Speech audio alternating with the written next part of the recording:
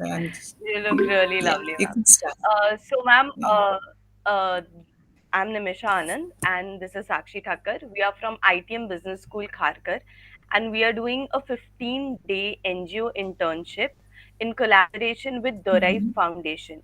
So, the motive that we are behind is spreading awareness about special parents and the needs for special kids. So basically, in our society, people know about special cases, disabilities, and children, but they don't actually know how to work around that particular situation. So they don't know the difference between sympathy and empathy. So our main focus is to focus on that area and spread awareness.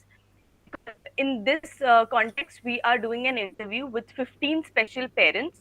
So you are Okay. that one parent that we have. So to Okay. begin with, Okay. my first question is, ma'am, could you tell our viewers a little bit about you and your child, please? Okay. Well, as you know, my name is Iona Louise Kundu. Um, I am now 68 years old, and I Okay, I married young and had my three children within 5 years.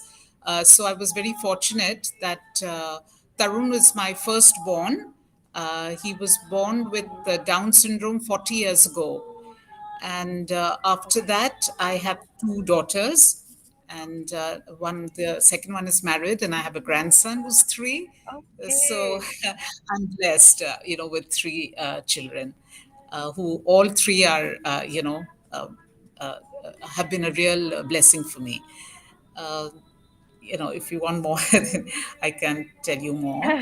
It was actually after, Tarun's birth that my whole life changed. And okay, I set up the first registered parents organization in West Bengal called Mented.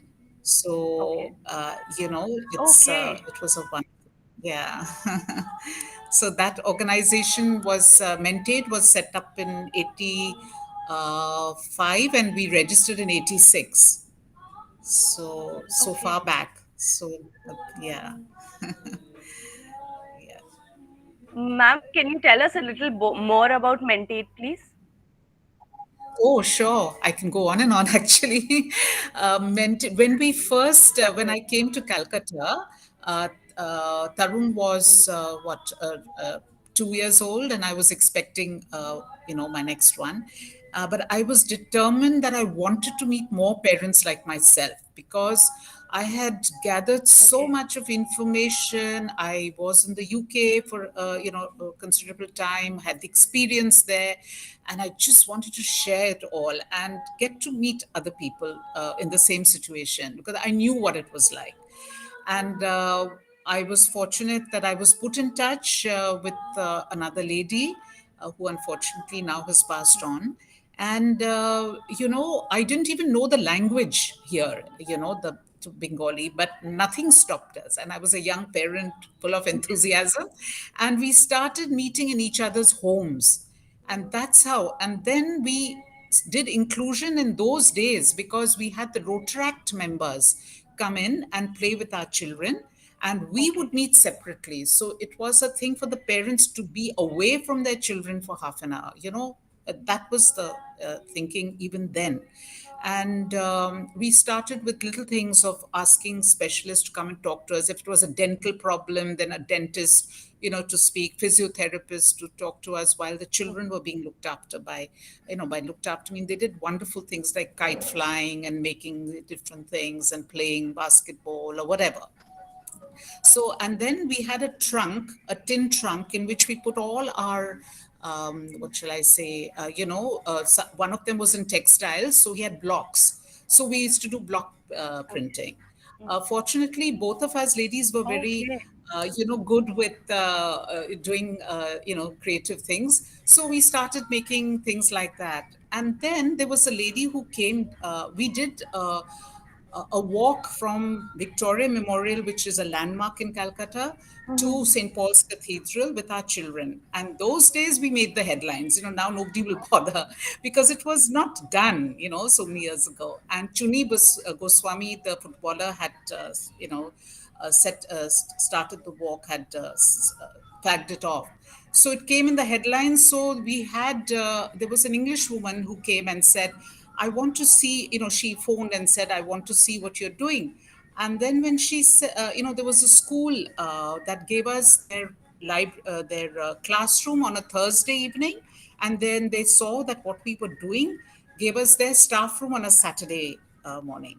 So we had this tin trunk with all our stuffing, with whatever we wanted to do with the children, and she came to see that. And she said, "What you need is a credibility. You all are doing work, but there's no credibility because you don't have a space." And we said, "Yes, we are saving and we are not able to." So she went back to the UK. She was, I can't get the job, but she raised money, came back, and gave me the money to buy a place, most of it. And I said, "You don't know me. How do you know that this money would be used?" And she just said, "I know, but I will not raise again. This is my one time contribution." And with that, after 12 years, imagine, we struggled and we got the place in Brojan Mukherjee Road, which is it was a small thing, 1.5 cutters and with one or two floors. And then we put up another floor, means just two rooms on each floor with the toilet on each floor, small rooms, 1.5 cutter plot. Then we were we didn't realize we were just going to we started 93, that is where we started, 1993. And we opened up for older kids and for the little ones, because Okay. nobody in those days believed that after 18 anything could be done. So we started vocational training. And then again, they wouldn't take them before 5. And we said before 5 is the maximum development of a brain. So we took the little ones. Then the people said, "What are you doing? What about the midsection?" We said, "Yeah, when we are training them, from little, why don't we continue?" And that's how the special school started, actually. And then in 96, the National Institute invited from all over the country for projects for vocational training. And you won't believe it. In half an hour, our project was passed. And he told them all, "Do you know why? It was because we were the ones, what we said then, that we will not make a profit. Whatever money we make will go to the young people as a stipend." And that is what he loved about it, because everybody wants to make money out of these children and not give them. And I'm talking about 1996. Yeah. So you can imagine how far back. So we got 1 lakh for that year. And that has started off, and we have progressed with vocational training from then, So what a little bit of support and faith in your work, this is what I keep telling the parents and the staff. If you work with your heart, things will happen. And then, if you really want to know, I can tell you what happened is, a lady from the Netherlands came when we in 90s, later, and or 2000 something. And yes, in 2000. And she's had come not to our center. She went to a shop, which is a upmarket shop where our hand towels used to be kept. Our children had learned to do embroidery. And she said, "I Okay. want to know where this is manufactured. It's so beautiful." So they called me. And I said, "She'll never find her way here. I'll come and fetch her." And in the car from that place to the center is about 45 minutes. I told her about Mentate, whatever we were doing. And she was floored. When she came, she saw this little building, and all of us, we were sort of bursting out of that building.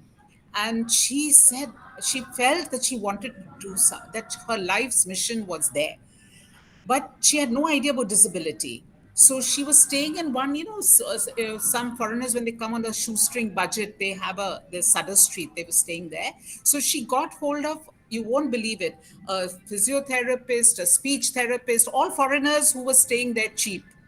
And four of them just came, and I saw this hippie looking lot outside, but we never closed our doors to anyone. So I said, come in, young people." And they had a look and they told her, "Take it. We've never seen anything like this. It's a wonderful thing." So she went back to the Netherlands, formed an organization called the Stitching Mented India only to raise funds for us. You won't believe this. And she raised money, and in 2005 January, we laid the foundation stone on a plot which is 42 katas. Okay. Oh my Now God. we thought, we are, going to go ahead. What happened is we didn't know no wherewithal and to fight with the to get a plan passed. We had parents who were architects, so they made a lovely plan because we had so much of land and everything, but we couldn't get the plan passed. We didn't have money to put up buildings, so it took us, you won't believe, to cut a long story short, only in 2018 December we were able to move into a on a 2000 square foot thing, only ground floor. But I said, because in the meantime we were so many people, then our family house where my in-laws were staying both passed on, and I didn't want to, because I was more or Okay. less on my own. My husband was out, Hmm. and I had three children. So I said I want to just stay in this flat, where I just open one door, enter, and so we gave that for Mented to use. And for 10 years we were in two buildings, and it was too much to handle. Uh-huh. So finally the parents again worked really hard. In fact, they went in front of this man and said, if you do not pass this plan, we are good today, we have five parents, tomorrow there'll be 20. So he said, just called us to the office. We were desperate. Every time we were desperate, things happened. And the day we stepped into that building, you won't believe it, we got a call from the state government. It's a 3rd December, which is World Disability Okay. Day, and he said, why Hmm. aren't you here? And we said, why? They said, you all are getting the state award and nobody's here. And we said, what? So as we were, two of us Oh my just God. rushed, and we got the state award as the best parents organization. So we've had a lot of uh, moments where we've been down, and we've also had celebration. So as I said, I could go on and on. But Yeah, ma'am, so Mented is such an achievement. Like listening to it legit gave me goosebumps right now about your journey and everything. It's so inspiring and it's so motivating to have people like you who understand the need. You'll also understand how important it is just not to make people aware, but understand the actual motive behind it. So it's not just yes, opening one building and giving it to people. Ki kar lo jo karna hai. It's about nurturing that building itself. yeah, So just moving to our next question. yeah, On a societal level, like many people don't know about what Down syndrome is. They look at the person, so society has defined a normal. So like I am normal, you are normal. I don't know what is normal for this society. If I am very correct. happy or related, that might not be normal for a village. It will be like ki, ladki okay, why is she behaving this way? So there is no normal for our society. So as people don't know what Down syndrome is, so did you face any difference when your child was born from the societal level? Yes. Anything? Yes, I think at birth itself, the doctor was very callous. He just told my husband and my mother, Okay. oh, that you'll find it all in the book, and there is nothing to be done. He's got Mongolism. Those days they used to call it Mongolism. So they were shocked. For my mother, it was the first grandchild, for us, the first parent, and I was not told for 2 weeks. So everybody was behaving so funnily, and at the birth of the first child, so there was it, that is, imagine the doctors who are supposed to give did not give the information as a proper way of doing things, with the parents who are not even expecting something like that. Then, of course, in society, people try to be so helpful. They're suggesting that you can inject sheep's brain, and why aren't you trying that? You know, so these are the things we had to face. Um, it was basically misconception about the abilities Hmm. of my son, and actually, this is what spurred me on. My son who had marked hypertonia, which means his muscles were very lax. He couldn't, a floppy baby basically. But by the age Okay. of 1, I taught him to eat by himself with a spoon and fork, but not the regular, the one that had a little angle. And he learned. And even my professor was shocked. He said, "How did you manage that?" I said, "That's it. I tell the parents, if you want to do something, you can." Yeah. So there was this thing. It was the attitudes basically. But at the same time, I must say they have been also very good people, unusually from unusual sources. I used to strap him to me, and I decided to live alone. I had no TV, no phone, no phone also. Yeah, those days we didn't have, no. So I had no way. So I used to strap him to the front and take a local train because this was in Mumbai. As to take a local, I went to my mother's place for the first child. You see, I was in Calcutta, and actually had come back from after 2 years abroad. So then I went to Mumbai, and I used to take the local train for three stops to go to the physiotherapist. So, because I had this child, I wouldn't go up the steps. I used to go down on the tracks and cross the tracks. And so these rail drivers must have noticed me because obviously a young mother with a child strapped and running, in the front and all. So one day, I was getting late. He honked, imagine, waited for me to cross to get into the compartment. You can imagine how I felt, because I was getting late. Another time I went to pay an electric bill. Again, I always had him strapped because I had no one at home. I was living alone. And I went there, and she said this money is not right, or some one note was not correct or something. And I just burst into tears because I didn't know what to do. I had to come again all the way here by public transport. And all. She saw me and she just said, "I'm giving the money. You just come and give it to me whenever." Somebody she'd never known. So you see, these are the things. Good people are there also. Maybe the people who didn't do well meant well, in retrospect, but at that time it was hard hitting. You're choosing something in a shop and someone comes and says, "What's wrong with your child?" And you're not thinking. So, but then I understand now, in retrospect. So that's another thing I tell parents. You have to be a little hard hearted. You have to take things, but you also have to tell people in a nice way. Like I used to also get very angry, and thing. And once somebody bullied my son, and I went straight to that flat, and that lady told me her son had an eye problem. And then I realized that there are children who are looking also for children less able than them, you know. And we became good friends, but it was my reaction was go there, fight, So it's how to deal with things. So my own experience has definitely helped me to help other parents as well. Yeah. So, yeah. This is exactly very overwhelming, ma'am. So the point is that we learn from our own experiences. We generally don't understand.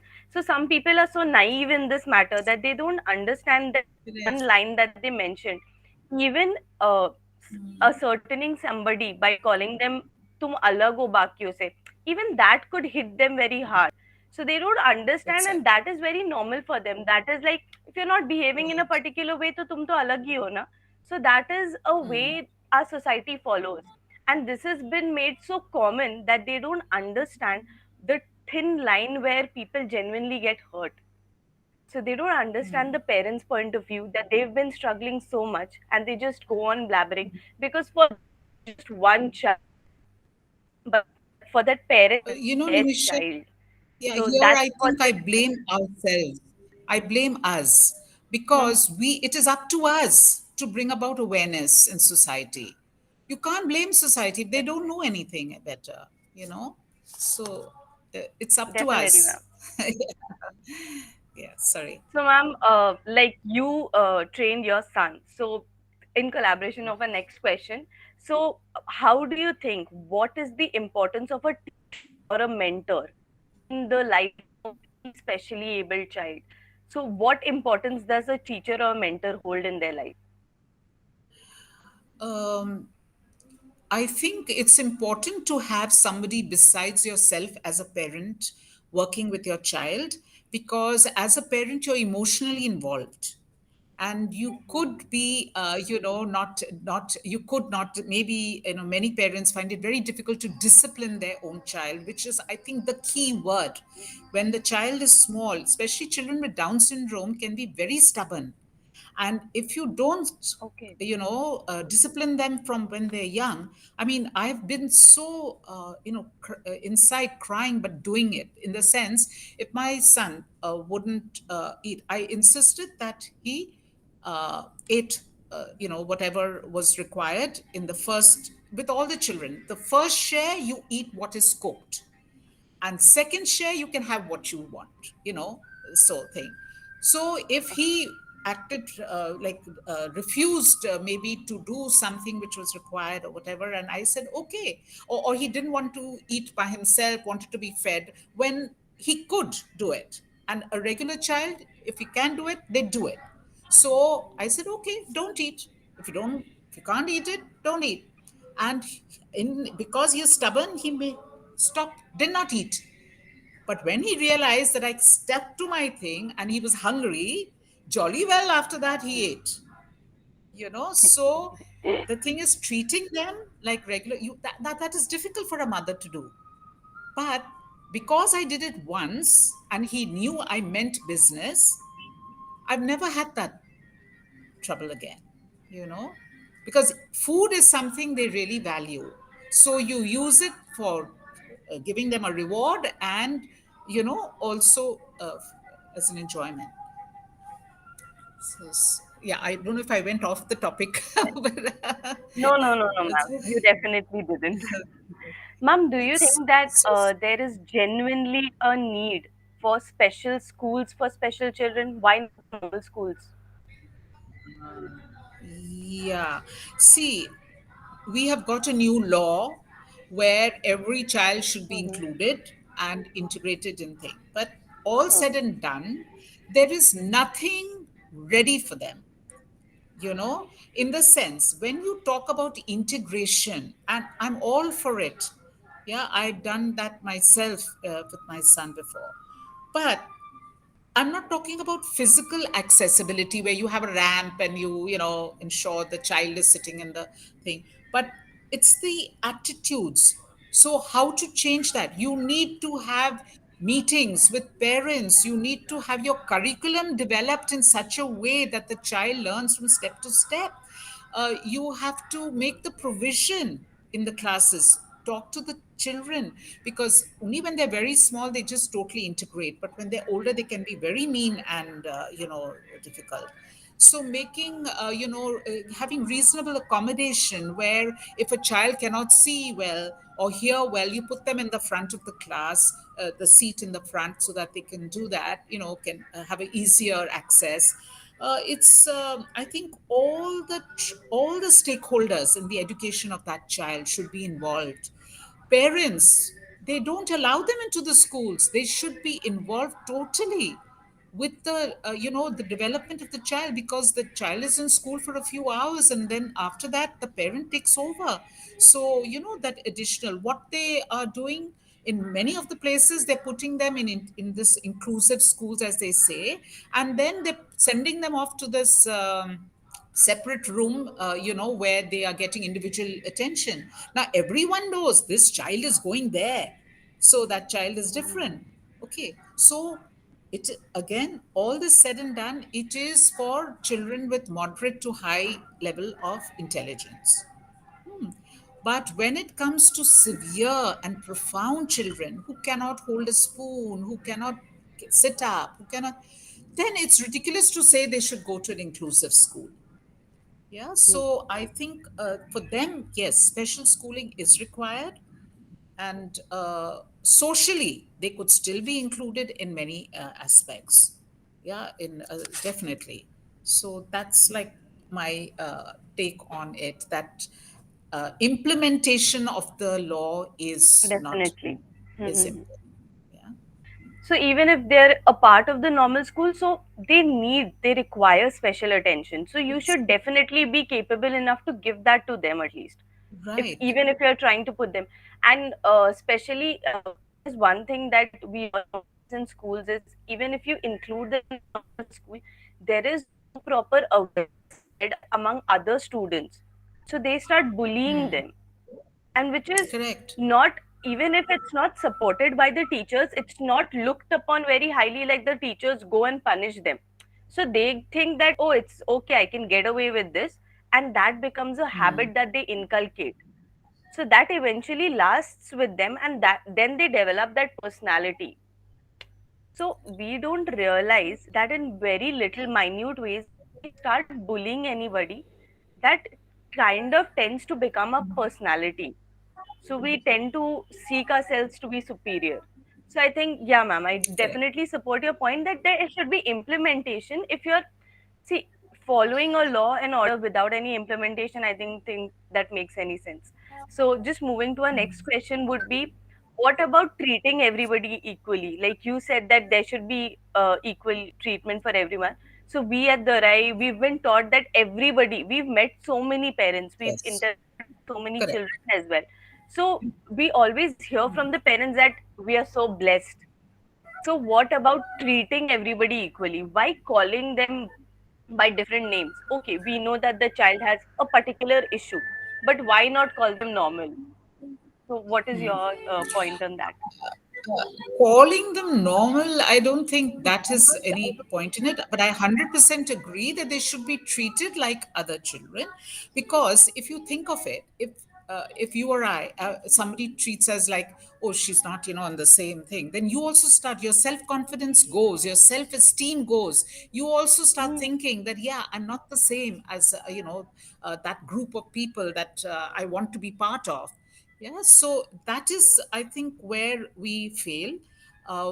We, of course, you have to have, the word is reasonable accommodation. When you are talking to somebody, suppose someone in a wheelchair, okay, I'm learning a lot about that now because I've fractured my foot and I'm in a wheelchair, my son's wheelchair borrowed. So Oh. when I'm going, I realize, gosh, first of all, people are talking down to you, people are just walking in front of you, they don't give that space. And So there are many issues, which, if you, by treating normally, we mean that you talk to them like a regular person. Mhm. Don't say, oh, because he is disabled, he cannot do that, or let him not do Hmm. that, which a lot of grandparents also do. Are bichara, don't let him go into the kitchen, he might burn his hand, things like that. So that is where, definitely, that should not be there. Treat them as regular kids as much as possible, in your thing. There are many people, ma'am, who forget the very thin line between empathy and sympathy. Yeah. So always showing that kind of an emotion always gets to you, like ये मत करने दो, अरे वो मत करने दो, ये तो नहीं हो पाएगा उससे. So बिल्कुल. I think, yeah, that is one thing that every Indian family faces. Yeah. So, ma'am, coming to a very Yeah. important question that we ask every parent, one fond memory Uh-huh. of you and your child, and something that you learned from your child. Okay. I think, two, three memories. Reaching his milestones was a big thing for me, because we don't know which milestone he's going to reach and how long it's going to take. And he started walking only after my daughter was born at 2.5, because of this, Okay. marked hypertonia. It was such a wonderful feeling. They grew up like twins for the first year almost. So that, and then, seeing him independent, because I have taught him to be totally independent. He can cook, he can make his bed, he has his own bath, he could do everything himself. Yeah. That was okay, because I come to it, what happens when children get older.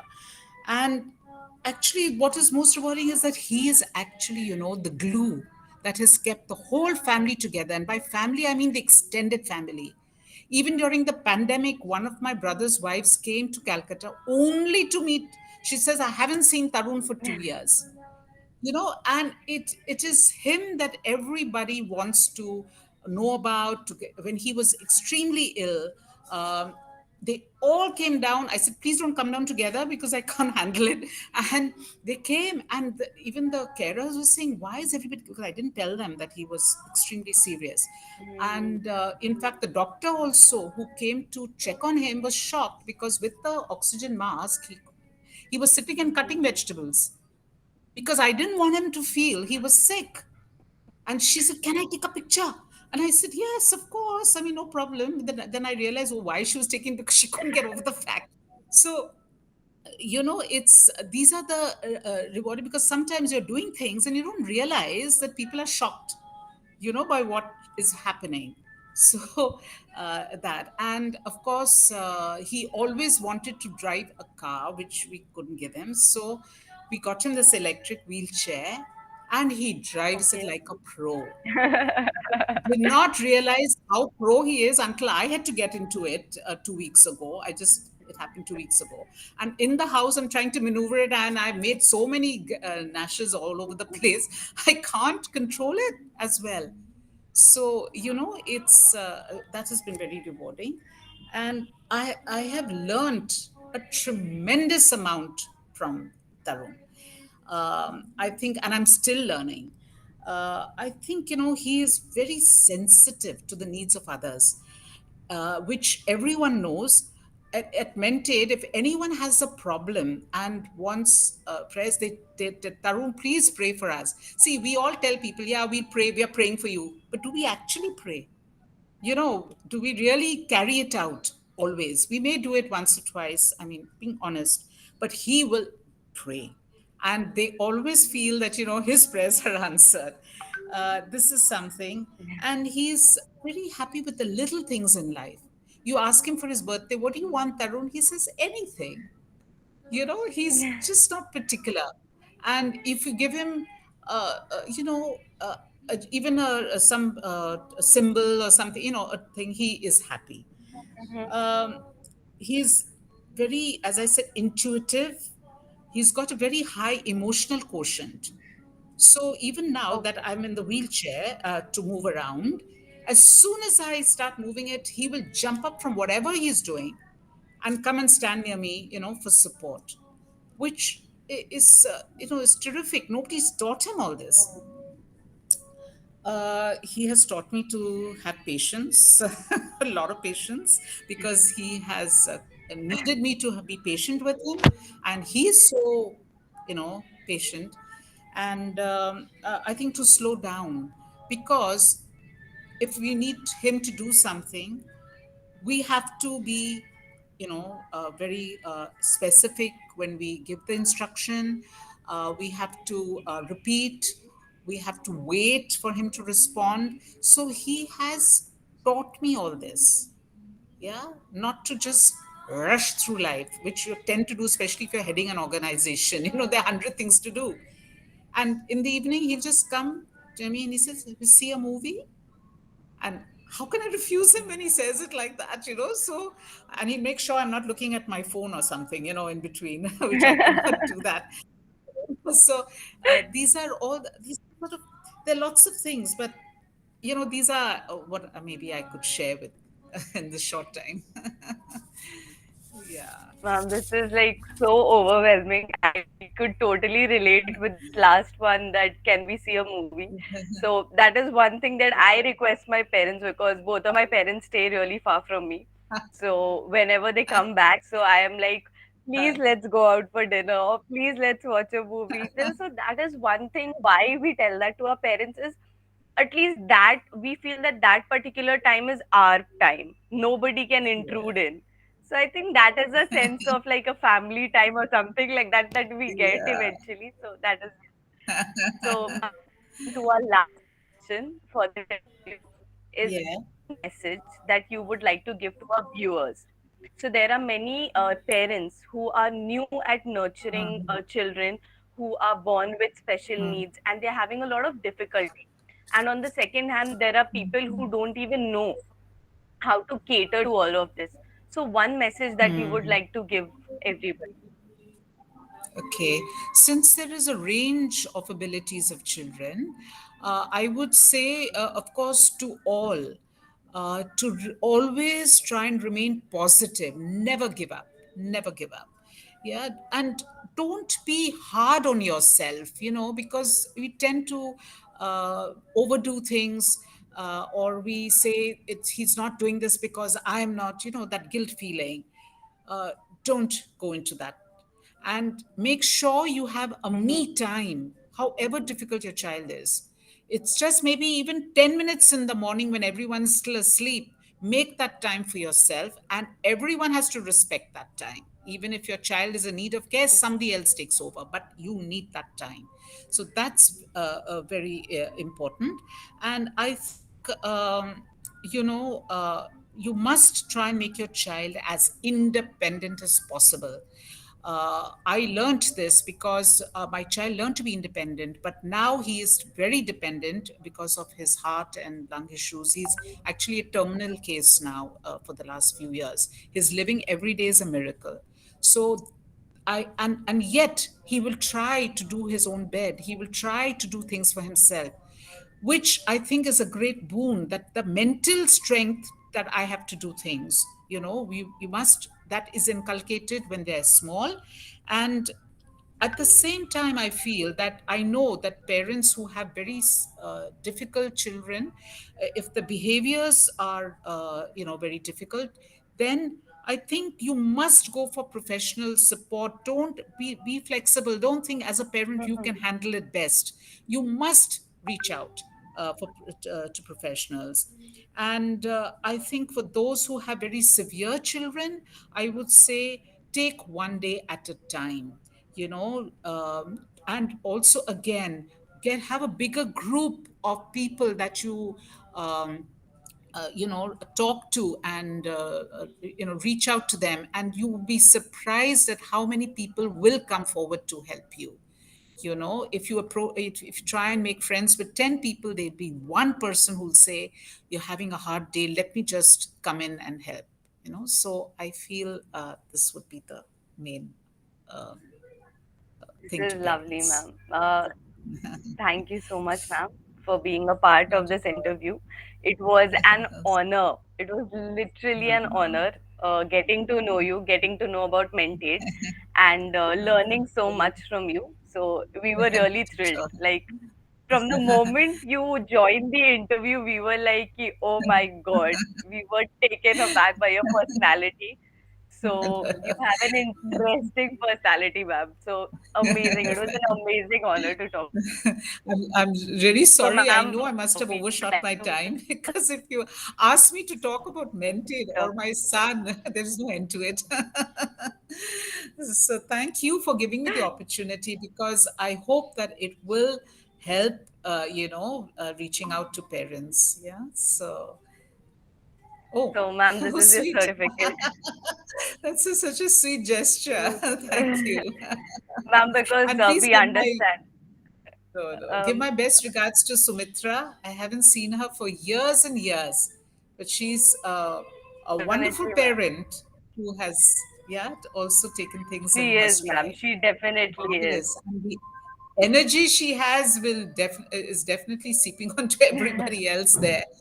So, yeah, I'll give my best to her and to Sai and to you all too, because you all have come into the field not through any personal experience. And this is exactly what the community needs, people like you, young people like you, to come in and support in whichever way it's possible, which is fantastic. So, thank you. And please do, you know, be with us all.